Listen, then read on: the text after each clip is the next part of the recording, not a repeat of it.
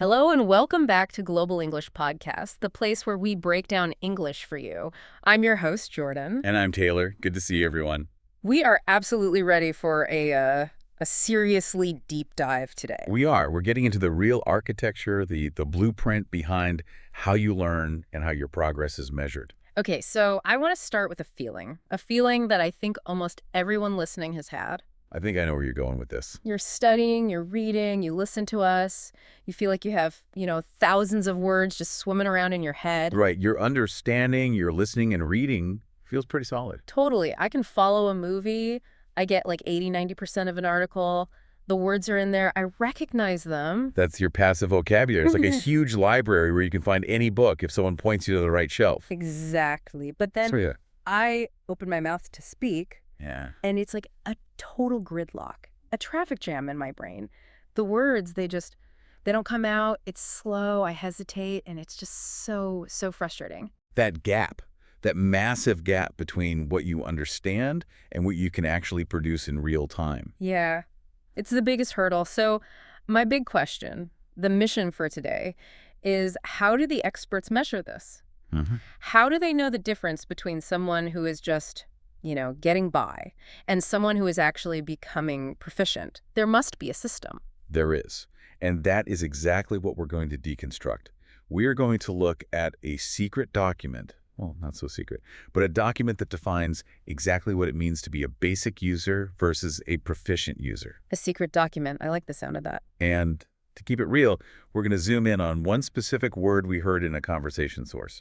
Paul described himself as a homebody. Oh, yeah, a homebody. What even is a homebody, and how is that different from, say, an introvert? Great question.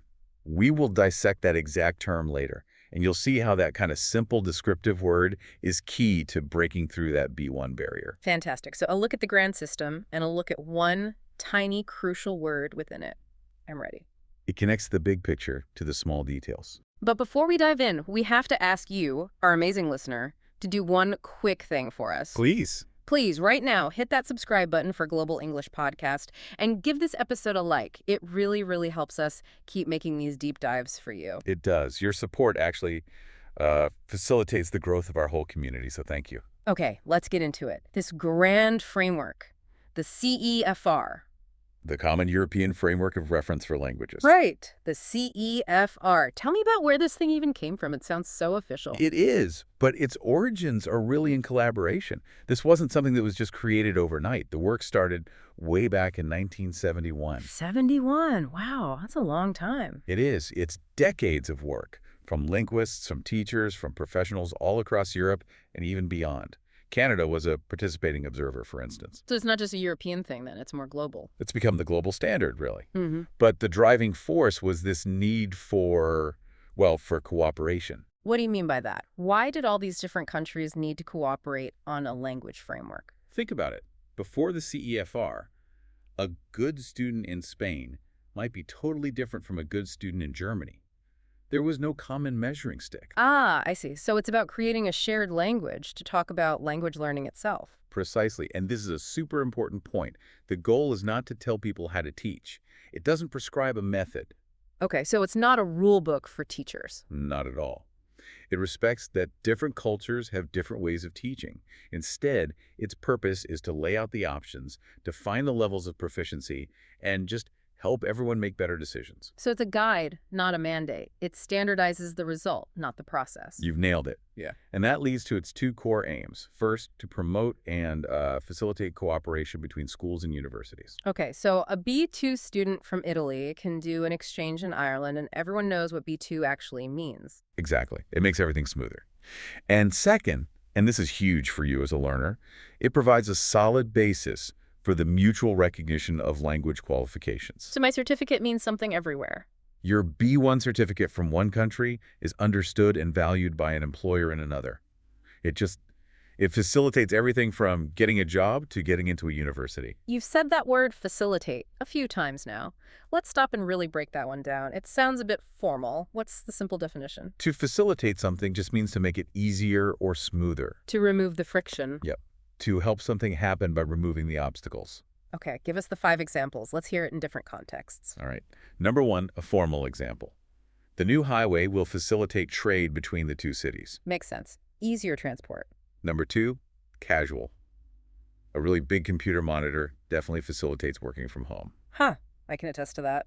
Less squinting. Number 3, a funny one. My very noisy cat facilitates waking up early in the morning, whether I want to or not. An unwilling facilitation. Okay. Got it. Number 4, historical. The invention of the printing press facilitated the spread of knowledge across Europe. A massive facilitation. Okay, and the last one. And number 5, a philosophical one. Patience facilitates a deeper understanding of complex ideas. I like that one. It's not about speed, it's about creating the right conditions. Okay, let's try a role play. Imagine we're trying to lift a really heavy box. Okay. And I'm struggling with it. I can't get a good grip. Right, and I come over and say, here, let me grab the other side. My help will facilitate the process of lifting the box. Yes, you're not lifting it for me, but you're making the task much, much easier. Your assistance facilitates the action. Perfect. What about collocations? What words usually go with facilitate? We often talk about how teachers facilitate learning. Or in a meeting, a good manager will facilitate discussion. Making sure everyone gets to speak. Right. And you often hear about things that facilitate access, like a new ramp for wheelchair users facilitates access to a building. Got it. Okay, so this whole CEFR framework is designed to facilitate cooperation.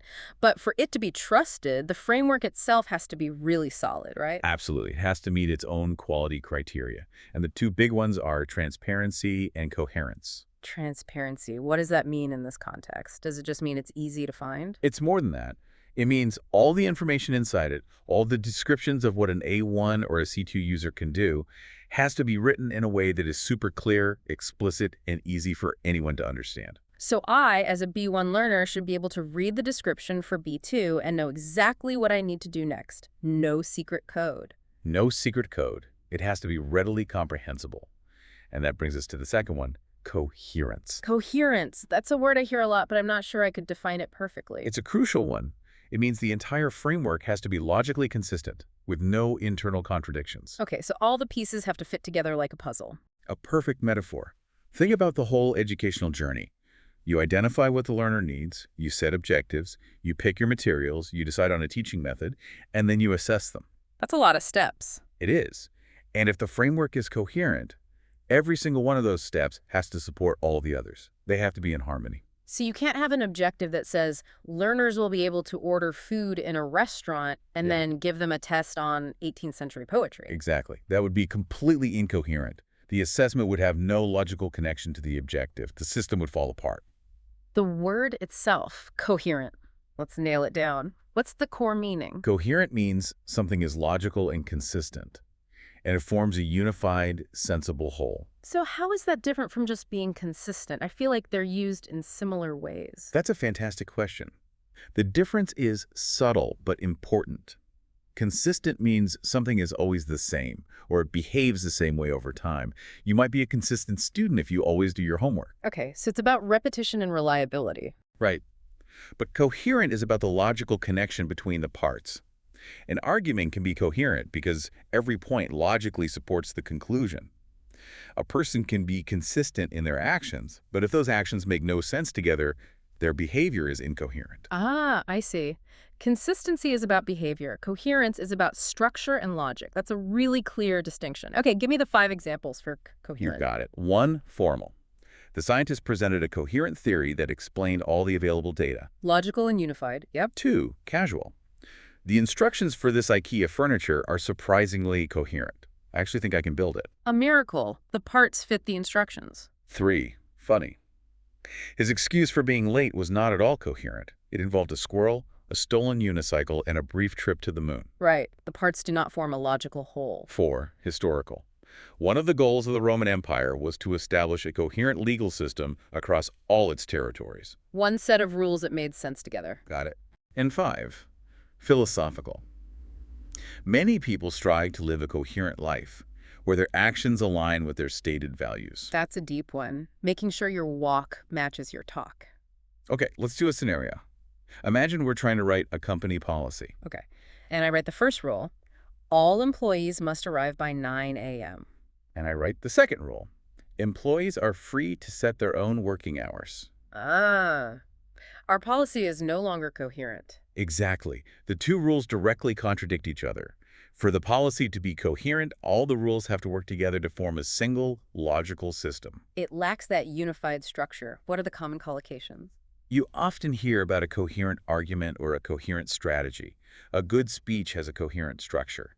And in marketing, you want to send a coherent message. Nicely done. Okay, so we have this transparent and coherent framework. Let's get to the part everyone knows, the The levels. 6 levels, A1, A2, B1, B2, C1, C2. Right, they're divided into three main groups. You have the basic user, which is A1 and A2. Breakthrough and waste state. Then the independent user, B1 and B2. This is our target audience. Threshold and Vantage. And finally, the proficient user, C1 and C2, mastery. Let's focus on our listeners. B1, the threshold. Tell me about the reality of being a B1 speaker. What does the framework say about their linguistic range? This description is so real, it's almost painful. It says the B1 learner has enough language to get by. Get by. I know that feeling. Just surviving. But, and this is the key part, lexical limitations cause repetition and even difficulty with formulation at times. Lexical limitations, meaning not enough words. Exactly. You don't have the rich vocabulary to express yourself with precision, so you repeat the words you know, and you stumble when trying to form a sentence. It's not smooth. And that's where that feeling of frustration comes from. I know what I want to say, but I just don't have the right tool, the right word. And the CEFR identifies the strategy you use to survive this. It's called circumlocution. Talking around the word. Talking around the word. You describe it because you can't name it. Yeah. And this right here shows why focused vocabulary learning is so essential to get past B1. You have to fill those gaps. What about speaking? What can a B1 user do in a real conversation? The good news is a B1 learner can enter unprepared into a conversation on familiar topics. Unprepared, so no script needed. That's a big step. A huge step. You can give your opinion, you can exchange information on things you know about, your family, your hobbies, your work, travel, current events. That sounds exactly like the conversations we've looked at in our sources. Paul and Emily talking about their daily routines or their weekend plans. It maps perfectly. They're operating comfortably within that B1 description. They're functional. They're independent. But they're not, C2. Just for contrast, what does true mastery at C2 look like? What can a C2 user do with their language? Oh, it's a different universe. The C2 user has a comprehensive and reliable mastery of a huge range of language. So no more lexical gaps? Practically none. They can formulate thoughts with precision. They can add emphasis. They can differentiate tiny shades of meaning. And this is the ultimate goal. They can eliminate ambiguity. Eliminate ambiguity, so there's no chance of being misunderstood. Almost none. There's no sign of them having to restrict what they want to say. In a conversation, they are unhampered by any linguistic limitations. They can live a full social and personal life in the language. That's the dream. Okay, let's go back to that B1 survival tool. Circumlocutions. We need to do a full deep dive on this one. What's the definition again? Circumlocution is using more words than necessary, often in a roundabout way, because you can't find the specific word you're looking for. I worry that I just repeat myself a lot. Is that the same thing? How is circumlocution different from just simple repetition? That is a brilliant question. They're not the same. Repetition is when you use the same word or phrase over and over because you lack alternative. Yeah. The movie was good, the food was good, the weather was good. Right. Not very descriptive. Circumlocution is an active creative strategy. Yeah. You're not just repeating, you're actively trying to describe the concept of the missing word. You're building a definition on the fly. So it's actually a sign of cognitive flexibility, even if it highlights a vocabulary gap. Exactly. It's a problem-solving skill. Let's run the 5 examples. 1, formal. The politician avoided a direct answer by using a great deal of circumlocution. Talking around the issue? A classic. 2, casual. I couldn't remember the word spatula, so I had to use circumlocution and ask for that flat thing you use to flip pancakes. Huh. I've done that. A perfect example. 3, funny. Trying to explain a platypus to someone who's never seen one requires some impressive circumlocution. It's like a duck, but it's a mammal, and it's kind of like a beaver. That's a tough one. 4, historical. In Victorian England, it was considered impolite to speak directly about pregnancy, so people used various circumlocutions like, she is in a delicate condition. A social necessity. Got it. And 5, philosophical. When trying to describe a spiritual experience, many people resort to circumlocution because everyday language feels inadequate. The concept is just too big for one word. Okay, let's role play it. I'm in the kitchen and I need a whisk, but the word is just gone from my brain. Okay, we need to mix these eggs for the omelet. What should I use? Um, can you pass me that metal thing? It's made of a bunch of wires that are looped together. You use it to put air into cream or eggs. The whisk? Yes, the whisk. See? I use circumlocution to describe its appearance and function. You did it perfectly, and I Oh. understood you. So, collocations. We often say someone resorts to circumlocution. You might describe a politician's speech as full of circumlocution. And as a teacher, you might notice a student's use of circumlocution to identify vocabulary gaps. Excellent. Now, you mentioned earlier that the B1 user has these lexical limitations. The words they do have, plus their grammar and phrases, all make up their linguistic repertoire. Let's quickly dissect that term. Okay, repertoire. It sounds like something an actor or musician would have. Exactly. And in language, it means the entire stock of resources you can draw on to communicate. So how is it different from just vocabulary? Isn't it the same thing? No, it's much broader. Vocabulary is just the list of words you know. Your repertoire is everything. The words, the grammar rules, the idioms and fixed phrases, the pronunciation skills, even the social rules of when to speak. So you could know a million words, but if you can't put them together in a sentence, you have a small repertoire. You've got it. It's about your functional, deployable toolkit, not just the list of tools in the box. Let's get 5 examples. Lay 'em on me. 1. Formal. The diplomat's linguistic repertoire included fluency in 5 languages and a deep understanding of cross-cultural negotiation tactics. A very impressive repertoire. 2. Casual. My dad's cooking repertoire is pretty small. He basically just makes spaghetti and toast. A limited repertoire. I get it. 3. Funny. The dog's repertoire of tricks consists of sitting and, if he's feeling ambitious, lying down very slowly. A very limited repertoire. 4. Historical. A skilled medieval storyteller needed a wide repertoire of the tales to entertain audiences for hours. Makes sense. Can't just tell one story. And 5. Philosophical. To solve complex modern problems, we need to expand our intellectual repertoire beyond traditional ways of thinking. That's a great one. Okay, let's do a scenario. Let's compare 2 language learners. Okay, learner A gets a perfect score on a grammar test. But in conversation, they only speak in very short, simple, correct sentences. So they have strong grammatical knowledge, but their active speaking repertoire is very limited. They can't access different styles or phrases. Exactly. Now, learner B makes a few grammar mistakes, but they speak fluently, use lots of interesting phrases, and can tell a great story. Learner B has a much broader and more effective repertoire. Even if their grammatical accuracy isn't perfect, they are a more effective communicator. That's the key. So common phrases are expanding your repertoire, having a wide repertoire, or, for a beginner, a limited repertoire. Got it. Okay, so we've mapped the levels. Now the CEFR talks about the action-oriented approach. What does that mean? It's a fundamental shift in thinking. It says language learning isn't just about memorizing stuff in your head. It's about doing stuff in the world. So it's practical. It's about using language to achieve a goal. Precisely. The framework sees you, the learner, as a social agent who performs actions. The language is the tool you use to complete a task, like ordering a coffee, in a specific environment or domain. So environment, goal, method, domain, task, strategy. You've just simplified a very dense paragraph from the CEF guy. That's it. You use your competences, your skills, to engage in language activities like speaking, to produce a text, like your coffee order, about a theme, coffee, in a domain, the public domain of a cafe, using a strategy like pointing or speaking simply to complete the task. That's a long chain, but it makes sense. It starts with the person trying to do something. So let's talk about those environments, the 4 domains. Right. The CEFR splits our lives into 4 main sectors because the language we need is totally different in each one. Okay, what's the first one? The personal domain. This is your private life, your home, your family, your hobbies, reading for fun. The language here is often informal, intimate. Makes sense. Second. The public domain. This is you as a citizen, a member of the public, shopping, using the bus, going to the library, interacting with services. Transactions in public life. Got it. Third one. The occupational domain. This is your job. All the language related to your profession, your work meetings, reports, technical vocabulary. Much more specialized. And the last one. The educational domain. Mm-hmm. This is you as a learner, in a classroom, taking a course, studying. The language is focused on acquiring knowledge. Okay, let's map this to some real examples to make it stick. Reading a mystery book in the park for fun. Purely personal domain. Okay. Going grocery shopping at the supermarket. That's a transaction, so it's a public domain. What about discussing a project with my team at work? Clearly the occupational domain. And then studying for my English exam. That's the educational domain. But the CEFR says they often overlap, right? How does that work? The most common overlap is that your personal self comes with you into the other domains. What do you mean?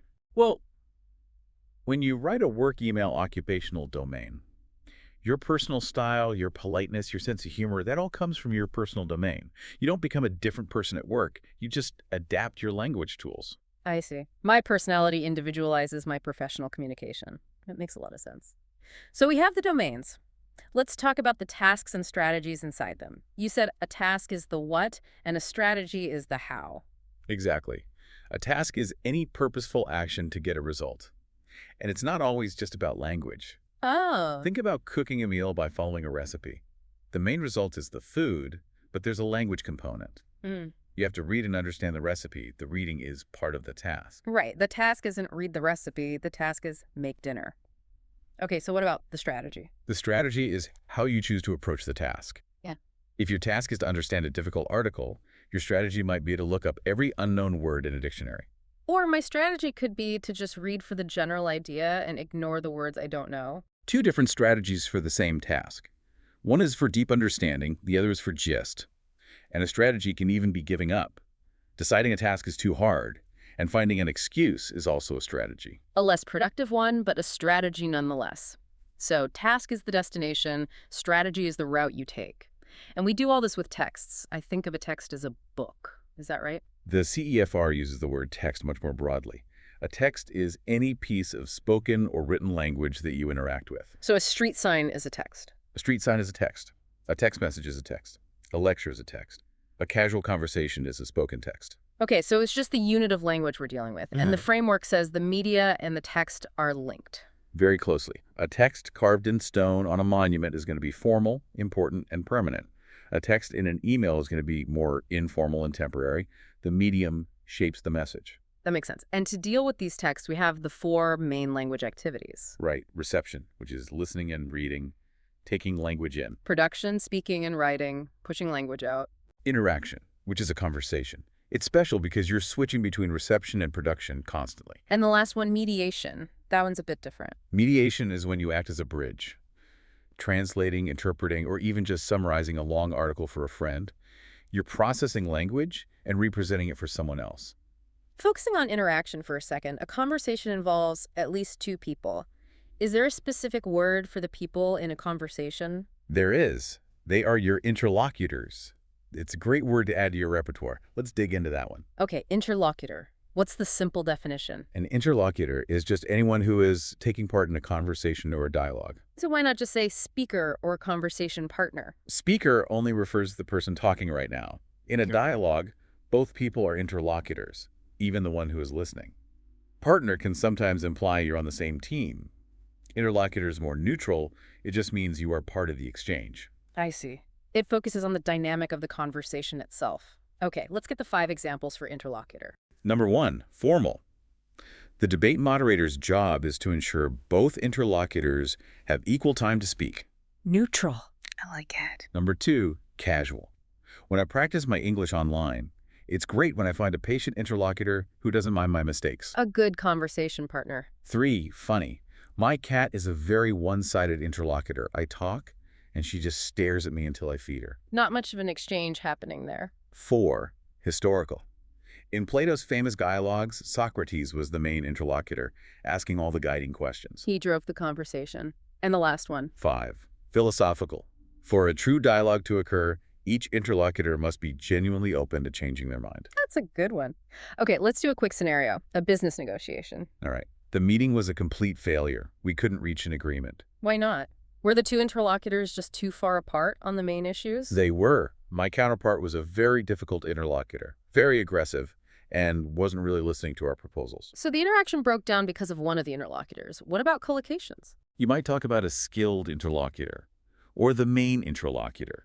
And in research, they analyze the interaction between interlocutors. Okay, fantastic. So that's the action-oriented approach. Now let's get into the pillars, the actual competences that a learner needs to build. Right. Chapter 5 of the CEFR. It breaks down what you need to know to be able to do all those things. And there are three main pillars: linguistic, sociolinguistic, and pragmatic. Let's start with the first one, linguistic competences. This sounds like the nuts and bolts. It is. This is your knowledge of the formal system of the language, the vocabulary, the grammar, the sounds. Now, under this, we have lexical competence, which is vocabulary.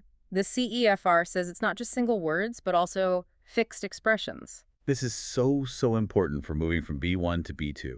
Fixed expressions, or chunks, are things like idioms, set phrases, proverbs, things you learn as a whole block. Why is it so important to learn them as a block? Because it saves brain power. It creates fluency.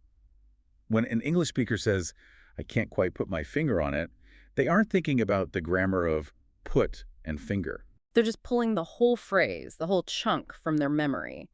The meaning is, I can't identify the specific problem. Exactly. It's a prefabricated piece of language. If you had to build that sentence word by word, you'd be slow and hesitant.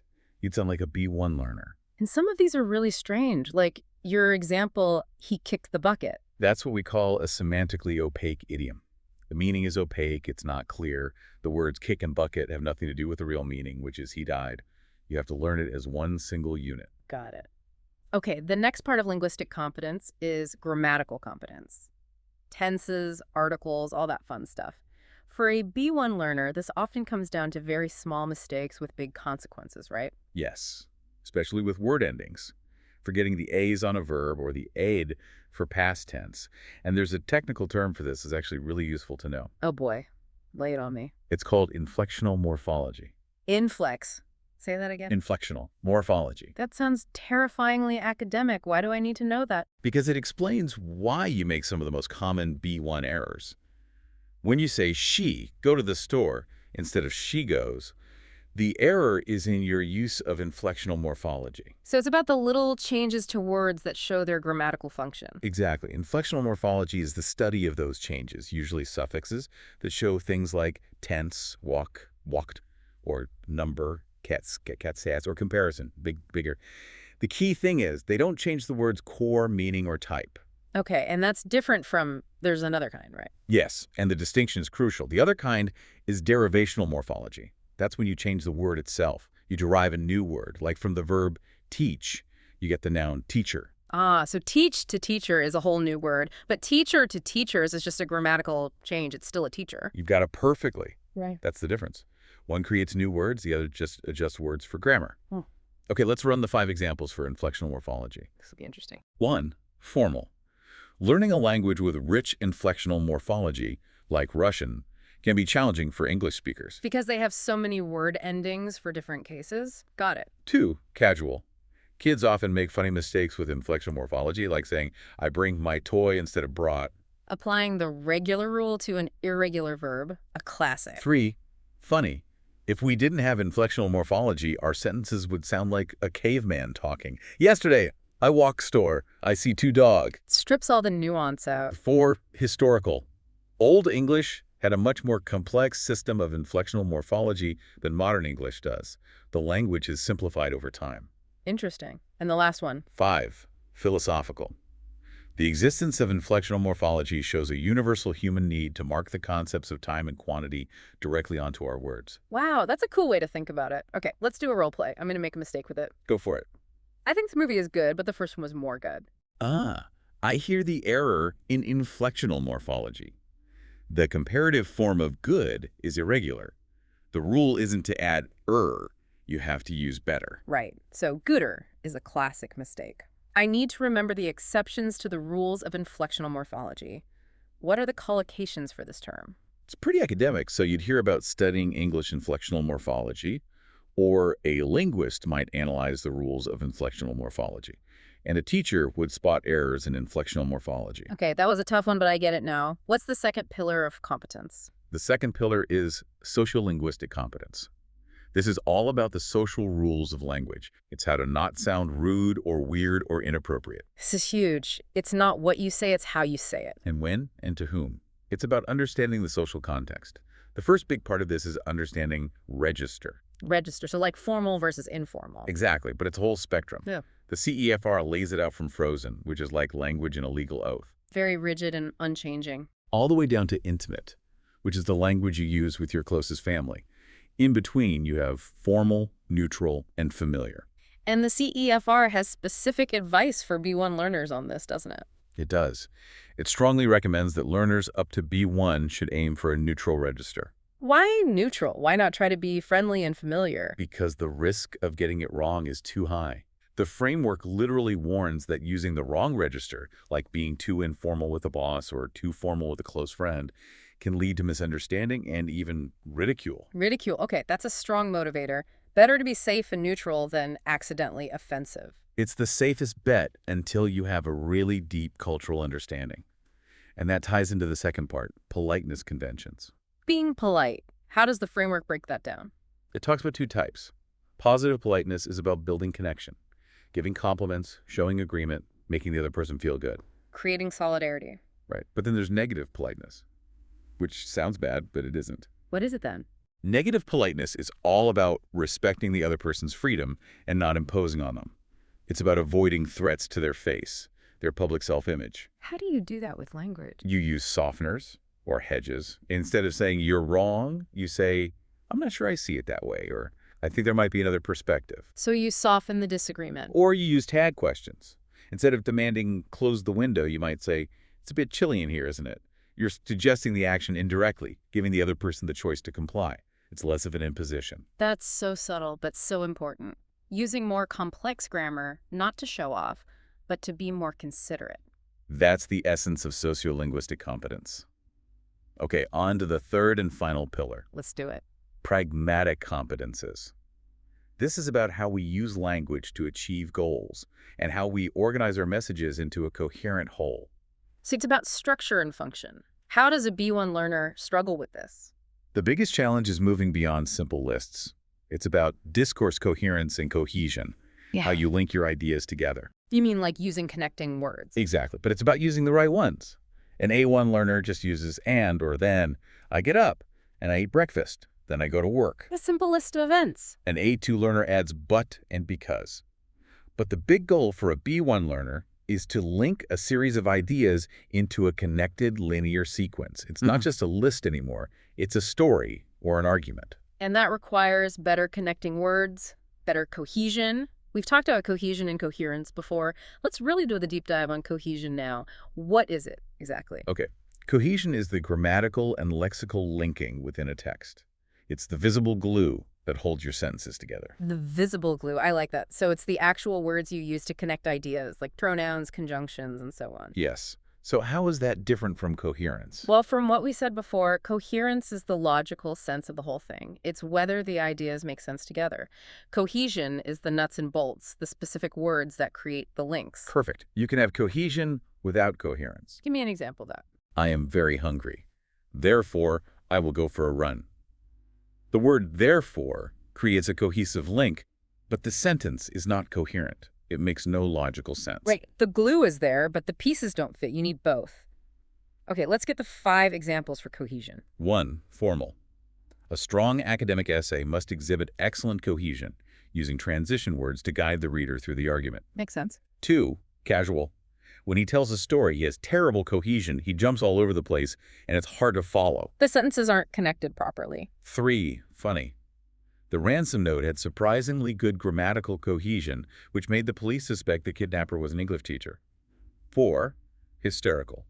Early written texts often lack the visual cohesion we're used to, like paragraphs and punctuation making them difficult to read. And 5. 5. Philosophical. The search for a theory of everything in physics is a search for ultimate conceptual cohesion, linking all forces of nature together. That's a great example. Okay, let's role play the B1 transition. First, I'll describe my day using weak A2 level cohesion. Go for it. Tell me about yesterday. I went to work, and I had a meeting, and then I wrote a report, and I felt tired. See? A simple list connected by and. Now try it again with stronger B1 level cohesion. Create a sequence. Okay. After I went to work, I had a long meeting, which made it difficult to finish my report. As a result, I felt really tired when I finally got home. So much better. Hmm. Use after, which, and as a result to show the relationships between the events. That's a connected linear sequence. That's B1 discourse coherence. What are the collocations for cohesion? We talk about grammatical cohesion or lexical cohesion. A writer needs to maintain cohesion. And we can praise a text for its strong cohesion. Perfect. So we've mapped the framework. Now let's talk about the actual experience of learning. Chapter 7 of the CER is about task difficulty. Yes, this is so important. Why does one task feel easy and another feel impossible? It's not just about the number of words you know. What is it about then? It's about two things, cognitive factors and affective factors. Cognitive, so brain stuff. Right. Is the task familiar to you? Do you know anything about the topic, the theme? What's the text type? A simple story is easier than a legal document. And do you have the necessary background knowledge? So reading a simple text about a topic I know nothing about, like astrophysics, could be very difficult cognitively. Extremely difficult. And then you have the affective factors. Affective, so feelings, emotions. Exactly. How involved are you? And, crucially, what's your motivation? If you are highly motivated to complete a task because it matters to you, you will dedicate more mental energy to it. And the framework points out a really interesting trade-off here. A critical one. It's all about where you spend your mental energy. If a task is linguistically very demanding, lots of new grammar and vocabulary, you have fewer resources left to deal with complex ideas. So if I'm struggling just to form the sentence, I can't really focus on making a persuasive argument. Precisely. And the opposite is true. When the language part is easy and automatic, when you have those fixed phrases and grammar patterns internalized, you free up your brain to focus on the content, on the meaning. That's why I can read a complicated novel in my own language when I'm tired, but trying to write one simple email in English feels like climbing a mountain. That's the perfect illustration.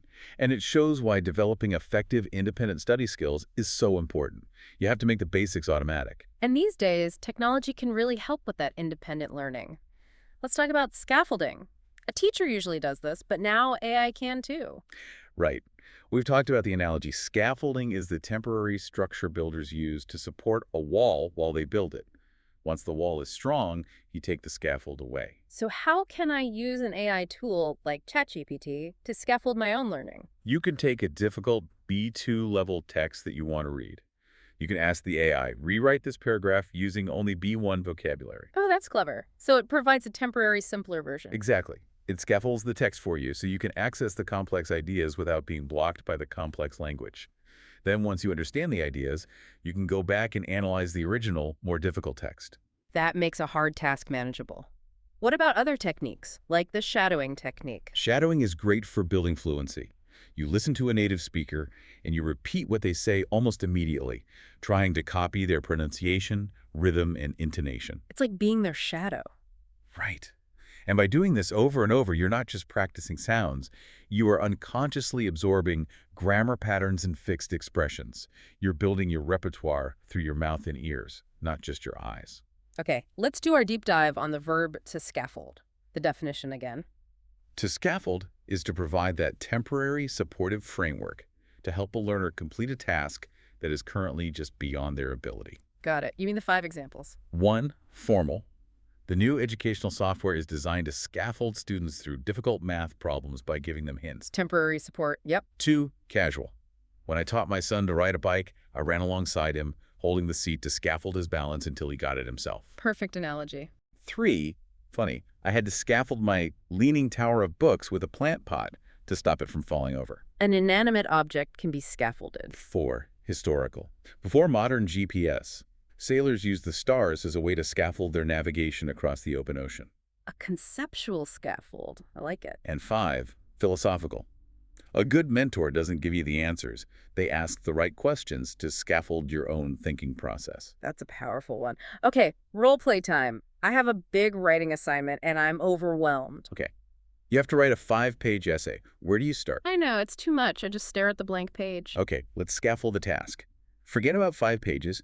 Just write one single sentence for your introduction.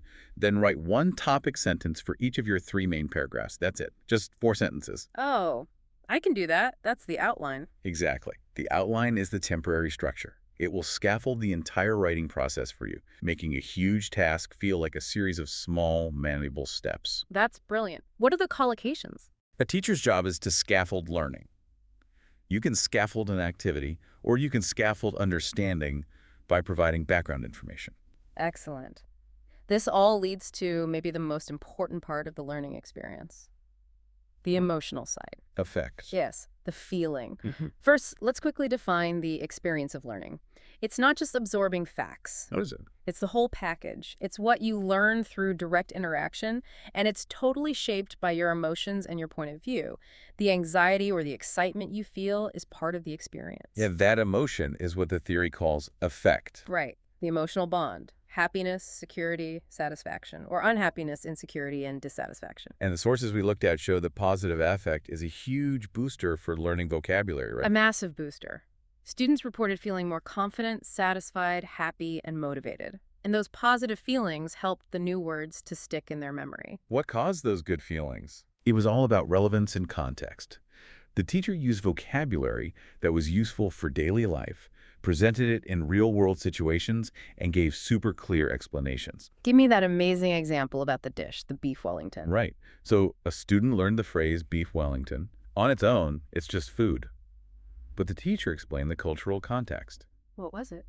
In the UK, it's a very fancy, difficult dish to make. And the teacher said, if someone makes this for you, it means they really, really love you. Wow. And suddenly, that vocabulary item is not just a word. It's connected to an emotion, a cultural insight, a feeling of love and special occasions.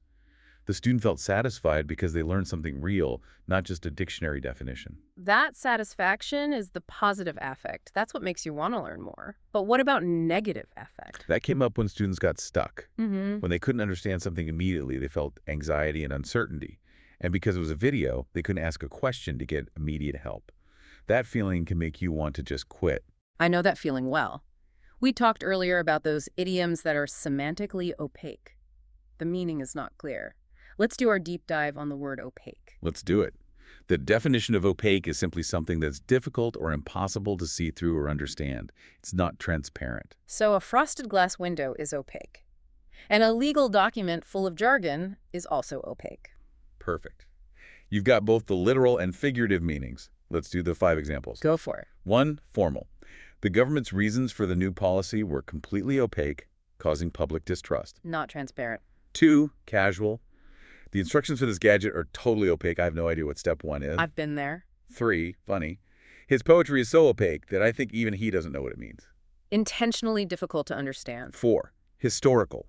The exact meaning of many ancient cave paintings remains opaque to modern archaeologists. We can't see through to the original intent. And 5, philosophical. Why there is something rather than nothing is perhaps the most opaque question of all. The ultimate mystery. Okay, let's do a scenario about a difficult book. I'm trying to read this academic paper on economics. How's it going? It's impossible. The language is so dense and technical, it feels completely opaque. I can't see the main argument through all the jargon. Right, and that feeling of struggling with an opaque text is exactly what creates that negative affect, that anxiety we were talking about. Totally. So collocations for opaque. We often talk about an opaque process or an opaque explanation, and in linguistics we have that specific term, semantically opaque. You've got it. Okay, let's bring all this theory down to one single concrete useful word. Let's do it. In our source conversation, Paul said he was a homebody. Let's give this word the full M2 treatment. First, the definition. What is a homebody? A homebody is a person who loves being at home. Their home is their favorite place, where they feel most comfortable and happy. Okay, so here's the big question. How is that different from being an introvert? I feel like people use them to mean the same thing. They do, but they're not the same. Right. And this is a fantastic nuance for an intermediate learner. Introversion is about where you get your energy. An introvert recharges by being alone. Right, socializing drains their battery. Exactly. But being a homebody is about a preference for a place. It's a behavioral choice. So, you could be an extrovert, someone who loves being around people, but still be a homebody. Absolutely. An extrovert who loves hosting parties at their house every weekend is a very social homebody. They love people, but they love being with them in their own home. And you could be an introvert who loves hiking alone in the mountains, not a homebody at all. Precisely. The distinction is energy versus location. It's a great one to know. Okay, let's get the 5 examples for homebody. I'm ready. 1. Formal. Despite his public persona as a world traveler, the famous author was, in private, a dedicated homebody. Loved his quiet home life. 2. Casual. Nah, I don't want to go out tonight. I'm just feeling like a total A homebody. very common use. 3. Funny. My dog is the ultimate homebody. The second I pick up the leash, he runs and hides under the bed. He does not want to leave his comfortable space. 4. Historical. The poet Emily Dickinson is a famous example of a reclusive homebody who rarely left her family's house. A classic example. And 5. Philosophical. Choosing to be a homebody can be a form of self-care, a conscious rejection of the pressure to always be busy and out in the world. I really like that perspective. Okay, time for the extended role play. You're trying to get me to go out on a Friday night. Okay, hey, there's a new band playing downtown. Everyone says they're amazing. We should totally go. Oh, that sounds fun, but Yeah? honestly, I just bought a new blanket and my couch is calling my name. I'm a real homebody tonight. But you've been a homebody all week. You need to get out. Live a little. No, I know. But the thought of finding parking and dealing with a crowd, it's not for me. I'm a very comfortable homebody. Okay. What if I come over with pizza? Can I tempt the dedicated homebody with food? Now you're talking. The secret to getting a homebody to socialize is to bring the party to them. I'll remember that. So what are the common collocations? You hear confirmed homebody, dedicated homebody, or even a secret homebody, someone who pretends to like going out but really just wants to be at home. Love it. Okay, that was a fantastic deep dive. Let's move into our final segment. The common mistake segment. This is where we take all this theory and turn it into practical advice. What are some key mistakes B1 learners make that keep them from getting to B2? Okay, mistake number 1. Confusing fluency with accuracy. Oh, this is a big one. I hear learners say this. I can speak very fast, I don't pause, so my English must be B2, right? And the answer is, not necessarily. Speed is not the same as proficiency. Rushing can actually make you sound worse because you make more mistakes with things like inflectional morphology verb endings and plurals. So what's the better approach for a B1 learner? Control over speed. It's better to speak a little more slowly and be correct than to speak quickly and be wrong. B1 is about being comprehensible. B2 starts to demand more accuracy. So instead of saying quickly, yesterday I go work and I feel tired. A better B1 speaker would pause and say, yesterday I went to work and I felt tired. The pause to get it right is better than the speed that gets it wrong. Good advice. What's mistake number 2? Overusing simple connectors, the A2 cohesion trap. This is the and problem. Exactly. I woke up and I had breakfast and I went to the store and I bought milk. It's just a list. Yeah. To get to B2, you have to show the relationships between ideas. So how would you improve that sentence? You'd use more sophisticated connectors to create that linear sequence we talked about. This morning after I woke up, I had breakfast. I realized I was out of milk, so I went to the store in order to buy some. Ah, so you're using after. So in order to create a much more coherent story, it's not just a list anymore. That's the leap from B1 to B2 in discourse management. Okay, final mistake. Mistake number 3. Let's hear it. Register misuse. Accidentally being rude or weirdly formal. Right. So can I go up to a stranger in the street and say, yo, dude, where's the train station? You can, but you will sound very strange and possibly rude. That's a very informal, familiar register, and it's not appropriate for the public domain with a stranger. But I'm just trying to be friendly. I don't know all the formal rules. And that's exactly why the CEFAR's advice is so good.